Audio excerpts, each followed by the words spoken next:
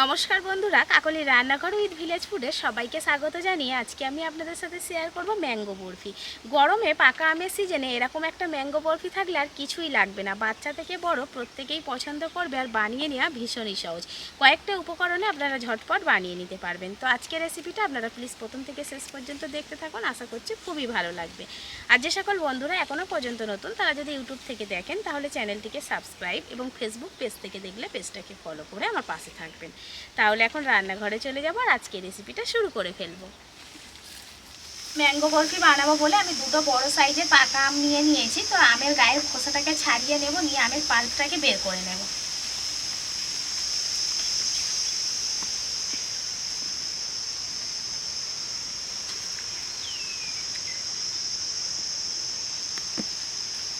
বাজারে এখন ভরপুর পাকা আম পাওয়া যাচ্ছে, তাই এই সময় যদি আমরা ম্যাঙ্গো বরফি বানিয়ে বাড়িতে খেতে পারি, বিশেষ করে এই গরমের সময়, তাহলে কিন্তু খেতে যেমন ভালো লাগবে তেমন বাড়ির বাচ্চারাও কিন্তু ভীষণ খুশি হবে।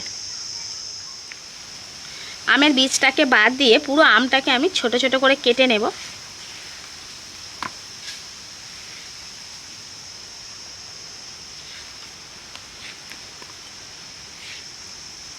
আমের সাথে আমি একটা গোটা নারকেলকে ছাড়িয়ে নিয়েছি এইভাবে। তো এবার এই যে পিছনের দিকে এই যে খোসাটা রয়েছে, খোসাটাকে ছাড়িয়ে ছোট ছোট টুকরো করে নেব। এই খোসাটা থাকলে কি হবে, মুখের মধ্যে পড়বে আর এদিকে কালো কালো লাগবে।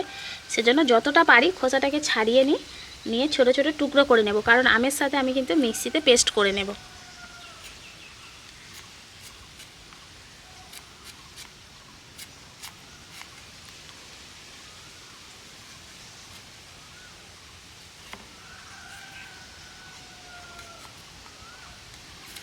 আমার কাছে নারকেল ছিল বলে নারকেল দিচ্ছি, আপনাদের কাছে যদি ড্রাই কোকোনাট থাকে সেটাও দিয়ে দিতে পারেন, আবার নারকেল ছাড়াও বানিয়ে নিতে পারেন। তবে নারকেল দিলে কি হবে, বরফিটা খেতে ভালো লাগবে।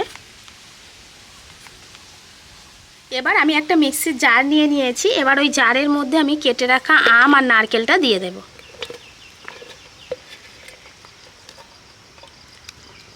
একদমই সহজ একটা রেসিপি, কম খাটুনির মধ্যে হয়ে যাবে, যে কেউ বানাতে পারবেন।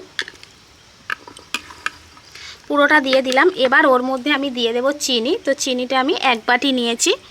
তো নিজেদের স্বাদ মতন চিনিটা দিয়ে দেবেন। পাকা আম এমনি থেকেই মিষ্টি হয়, তাও আমি এখানে 1 বাটি চিনি দিয়ে দিলাম, কারণ বরফি যত মিষ্টি হবে খেতে ভালো লাগবে। আর 1 বাটির মতো নিয়েছি গুঁড়ো দুধ। গুঁড়ো দুধটা কিছুটা পরিমাণে দিয়ে দেবেন। এই সব কিছু একসাথে মিক্সিতে কিন্তু আমি পেস্ট করে নেব। তো অল্প করে একটু জল দিয়ে দেব, খুব অল্প, হাফ বাটির মতো।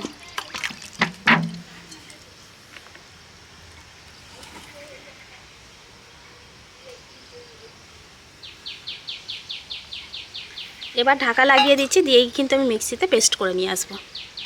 আমি উনানটা জেলে নিয়েছি। তো উনানের মধ্যে প্রথমেই দিয়ে দেবো 2 চামচ ঘি।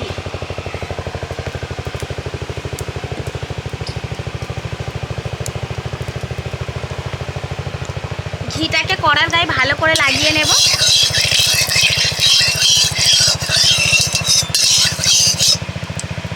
এবার এর মধ্যে মিক্সিতে পেস্ট করা সেই মিশ্রণটা দিয়ে দেব।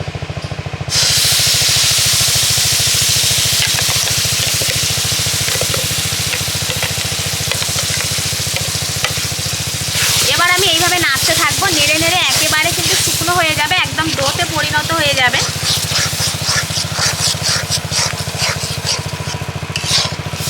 আপনারা চাইলেই এখানে একটু মালাইও দিয়ে দিতে পারেন যদি কাছে থাকে। মাঠে হাল হচ্ছে চাষের জমিতে, তাই হয়তো আওয়াজটা একটু শুনতে অসুবিধা হতে পারে আপনাদের। খুব সামান্য একটুখানি ফুড কালার দিয়ে দেবো আমি এই পর্যায়ে, আর আরও একটু ঘি দিয়ে দেব। আরও 1 চামচের মতো ঘি দিয়ে দিলাম। এবার আবারও সুন্দর করে মিশিয়ে নেব, আর এইভাবে একদম মাঝারি আঁচে শুধু জাল দিতে থাকবো আর নাড়তে থাকবো।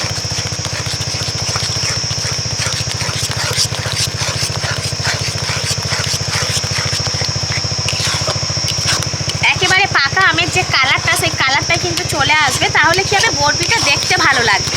আপনারা চাইলে এখানে ফুড কালারটা নাও দিতে পারেন।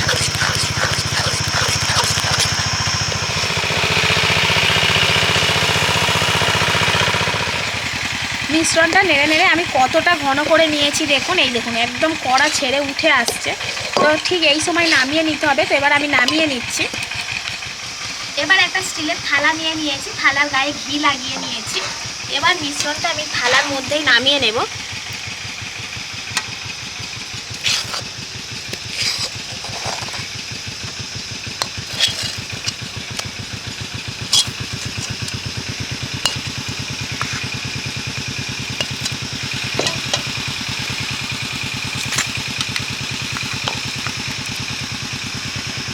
এবার প্যাচেলার সাহায্যে আমি থালার মধ্যে খেলিয়ে নিচ্ছি।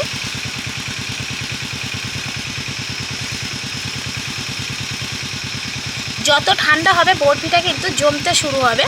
তো এখন প্রচণ্ড গরম রয়েছে।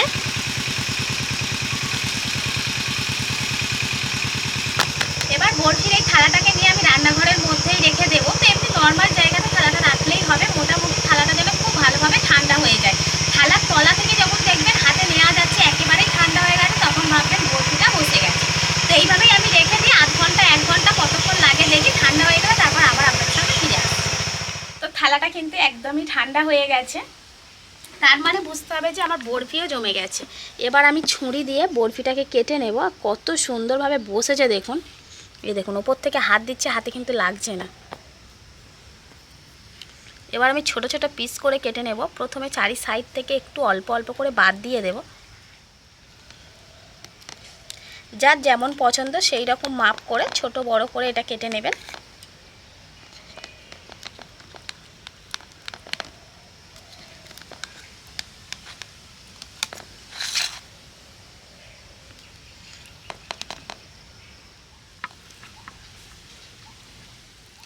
এবার আমি বরফির পিসগুলোকে ঠিক এইভাবে তুলে নেব।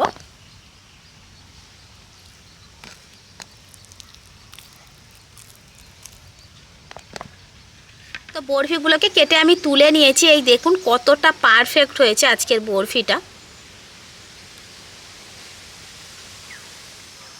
এখন যেহেতু পাকা আমের সিজন চলছে, তাই সবসময় শুধু পাকা আম খেতে ভালো লাগে না। তো সেই আম দিয়ে যদি বাড়িতে এরকম সুন্দরভাবে বরফি বানিয়ে নেওয়া যায় তাহলে কিন্তু খেতে দারুণ লাগবে। আর বাড়িতে ভিন্ন স্বাদের একটা কোনো রেসিপি পেলে বাড়ির সবাইও কিন্তু ভীষণ খুশি হয়। তো আপনারা পাকা আমের সিজনে এইরকম পদ্ধতিতে একবার বরফি বানিয়ে দেখতে পারেন, দারুণ লাগবে। একবার বানালে কিন্তু বারবার বানাতে ইচ্ছা করবে। তো বন্ধুরা, আমার আজকের এই ম্যাঙ্গো বরফি রেসিপিটা আপনাদের কেমন লাগলো সেটা অবশ্যই কমেন্ট করে জানাবেন। আর ভালো লাগলে লাইক, কমেন্ট, শেয়ার, সাবস্ক্রাইব এবং ফলো করে আমার পাশে থাকবেন। আর আমার নিত্য নতুন রেসিপিগুলো এইভাবেই দেখতে থাকবেন। তাহলে আজকের মতো এখানেই শেষ করছি। সবাই ভালো থাকবেন, সুস্থ থাকবেন, দেখা হবে পরের রেসিপিতে।